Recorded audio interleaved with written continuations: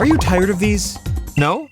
Great. I like roguelikes, I like Pokemon, so whenever a group of talented creators end up making a new one, I immediately sink my claws into it and play it on stream. This is The Pit. You know, like Paper Mario, but instead, 100 trials of Pokemon. What's special is that this is a game you kind of build yourself, from the rules to even your character. A few obvious trainer choices, 1,025 other ones, but I found it the funniest if Old Man Oak somehow got pushed down 100 pits and his life alert didn't work. So this is essentially the story of how Professor Oak survived Undertale. When it came to gimmicks, you were allowed to turn on Mega, Z-moves, Dynamax, and even terrestrialization. Oh, which one did I choose?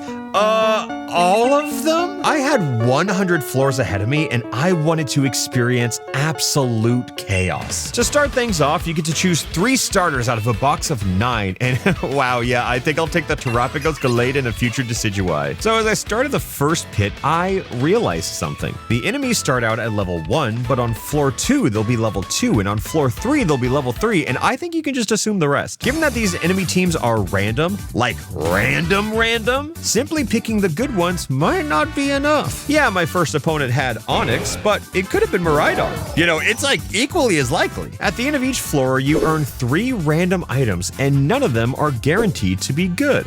Cool. Floor 2 felt like the true start of this spelunking adventure as I explored through uncharted territory. And to my surprise, sometimes I'm gonna have to think in double battles. Yeah, I think I'll be okay. The true challenge of this game does not stem from permadeath, since there isn't any, but rather resource management. In between floors, you can really only revive or heal your team with the items you pick up, and yet again, you fall victim to the complete whims of Lady Luck. Like, I'm not saying I don't partake in the occasional gamble from time to time, but this game is essentially asking you to become a competitive roulette player.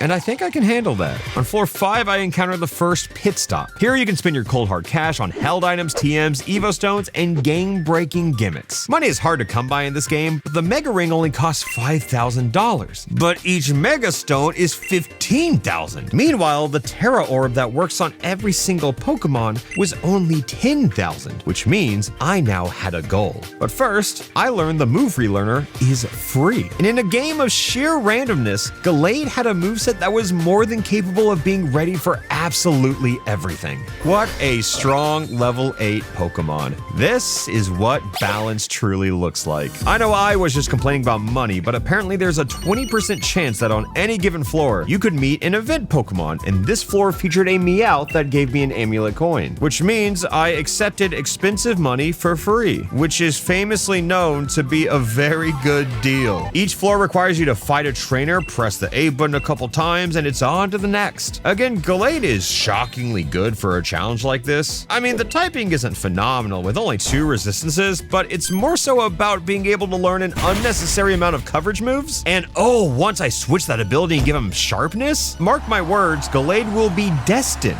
to violate the Geneva Convention. Though once I made it to floor 10, I found another pit stop. Okay, so these are gonna happen every 5 floors, got it. And then I purchased the Terra Orb. This can help defensively in a lot of ways, but more importantly, it can double the effectiveness from Gallade's Sacred Sword. I mean, I know I'm spending a lot of time talking about him, but as a reminder, this is what my backup looks like. Once our star player hit level 18, I had the chance to teach him Aerial Ace, which normally is like a situationally great move, but for the sake of this run, Aerial Ace was perhaps the most important move in Gallade's entire learn set.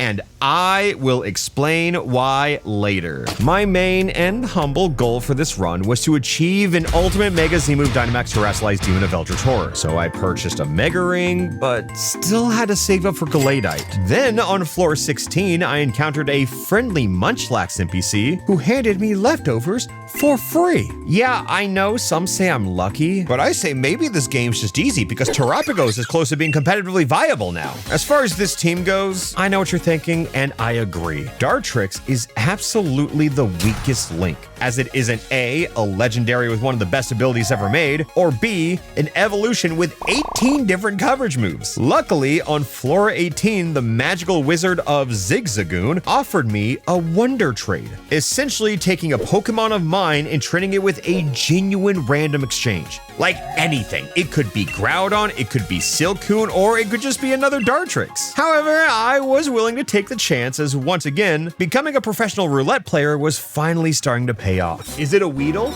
I doubt it. I hope not. Oh my God! Long story short, I should win. By the time I reached the next pit stop, I realized that despite having 2 incredible gimmicks, I was missing out on perhaps the strongest, the Dynamax band. Yes, it's 20,000 smackaroos, but do you remember how strong Dynamax is? Do you remember moves like Max Knuckle? Do you remember moves like Max Airstream? Do you see where this is going? Like, yeah, this team stormed through the first 24 floors, but to my surprise, upon reaching the 25th, it was time to fight the pit boss. Apparently, you fight one every 25 floors, and my first challenger was Winona, the flying type trainer. So I prepared my team to fight flying type Pokemon, you know, because she's a flying type trainer. Meowscarada, okay, so I am already wrong, by the way. I can take the Seed Bomb, that's okay, no Flower Trick at least. Let's spam a Tri Attack. Do I want to kill it now? I think I want to kill it now. Oh, it's out of there.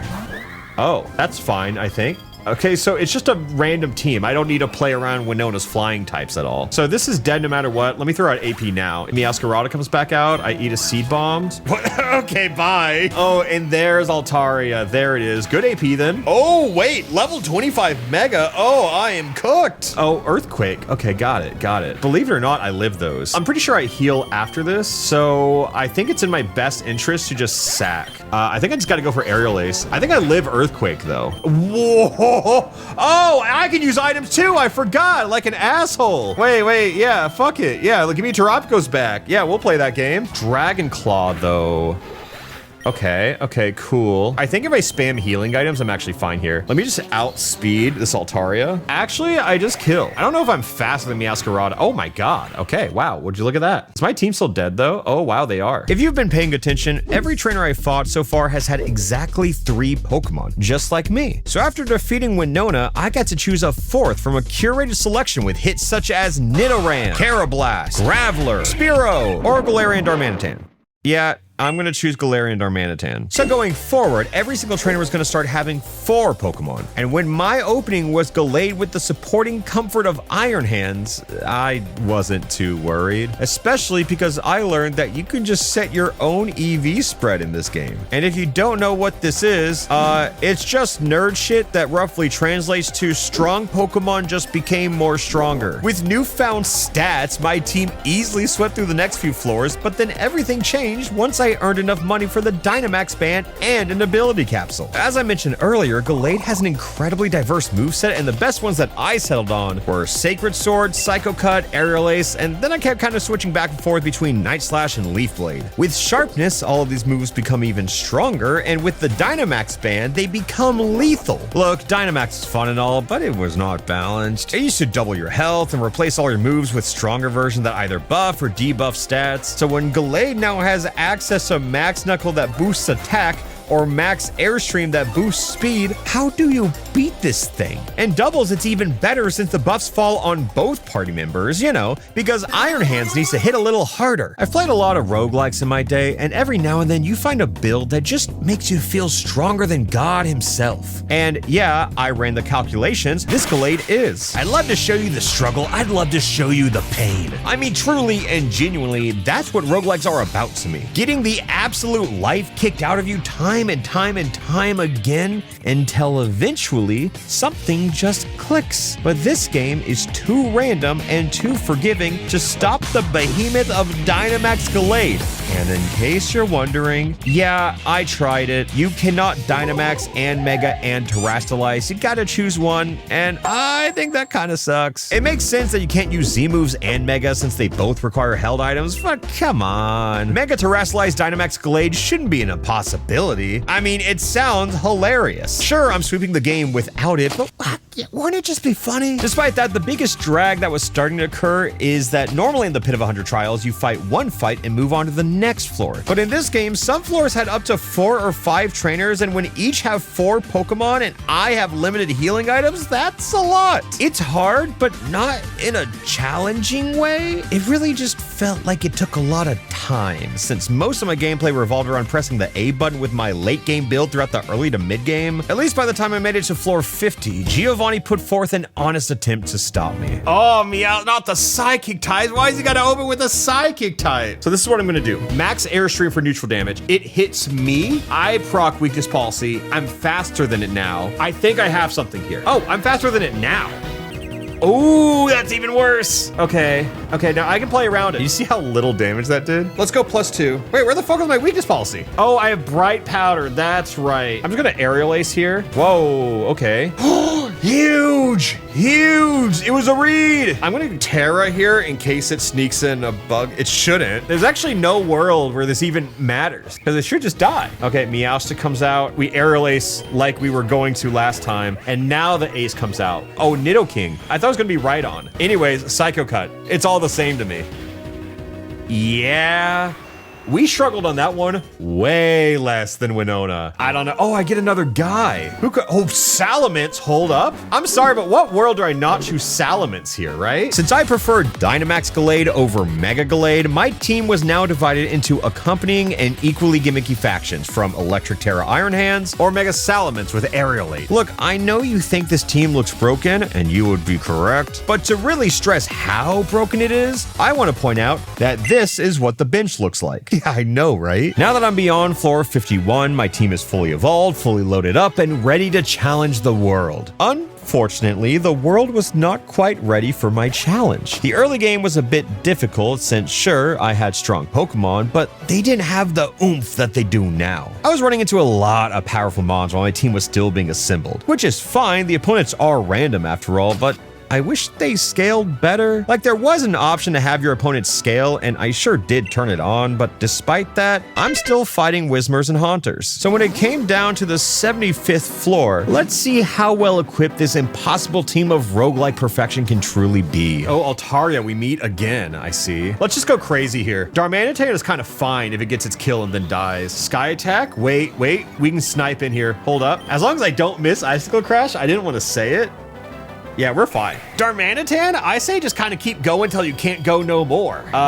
This should do more. Wait, probably not, actually. Hold. Oh, shit, okay. I just wanted to believe. Actually, no, Darmanitan got 2. That's a frag count of 2. Psycho Cut kills it in 1 for sure, but let me max Knuckle into Psycho Cut. Wait, hold. Oh, Comfey, what are you doing? Get down, Mr. President. Oh, no. I'm just gonna Airstream at this point. That's the holy trinity of setup moves for Gallade. Machamp. Yeah, goodbye, 07. The pit bosses have not been bossing lately. I don't know what to say. The Gallade is just too much of an actual unit. For my final party member, I was handed, honestly, a decent amount of good choices, but ultimately ended up with Tinkaton. I was lacking both a fairy and steel type, and given that everybody else was more than capable of doing everything else, why not, you know? Plus, I just think she's cute, you know? Yeah, I was playing with every historic gimmick imaginable, but hey, so were my opponents. The tragic part is that some of my opponents were using them on Pokemon like Cascoon on floor 89. Like, okay, my team is perfect, and the only thing that was starting to get in my way was a swarm of battles on every floor with my ever so diminishing number of limited heals. Over the course of all these fights, my team was slowly starting to fall, so I had to meticulously decide when and when not to use my few remaining heals. At the end of the day, the team can definitely throw down even when Random Trainer 93 throws out Tornadus, Azelf, and Incineroar, but I feel like the blow is softened a bit when Random Trainer 94 sees my Mega Salamence and throws out Bulbasaur. So let's fast forward through a few floors until Professor Oak finally crawled his way up to the very, very top. Funnily enough, the only one trying to stop him was Brock from Pewter City. Given this, I prepared myself for a collection of rock types and maybe Meowscarada. But once the battle started, I knew that I had to win because I do not think Old Man Oak would survive another 99 floors. Okay, Revavroom, kind of an insane opening against us. I guess let's just set up. Let's put some Max Knuckles out there. Oh my god, that poison jab though. So this is my angle here. I might kill actually. Okay, I was kind of hoping it lived on like 1. Okay, low kicks. This has Sucker Punch.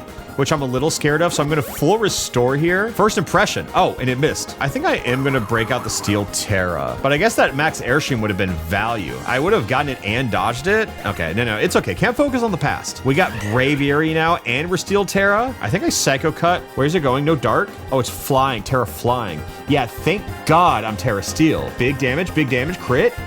Oh, okay, Golduck? Brock's Golduck? Yeah, we'll Sacred Sword here. We got no terrain. We're +2 though. Oh, Chi-Yu. Okay, damn, Brock. Okay, I am scared of a little fire here. Sacred Sword takes it out though. It's not gonna be Focus Sashed or anything, right? Yeah. Don't tell me his ace is Onyx, right? Oh, Steelix. Okay. Look, just can we take a look at my team real quick? Like, we got Mega Steelix coming up. He lives on 1 HP here, so let's see what he can do. No, it's not stirring! That really was a great battle, huh? Sure, Brock. Congratulations, I've completed... I thought there would be like a champion fight at the end or something. Here lies Brock. And there's his tombstone. I really thought there was gonna be a champion fight. I thought there was gonna be a 101st pit. Well, Oak survived Undertale.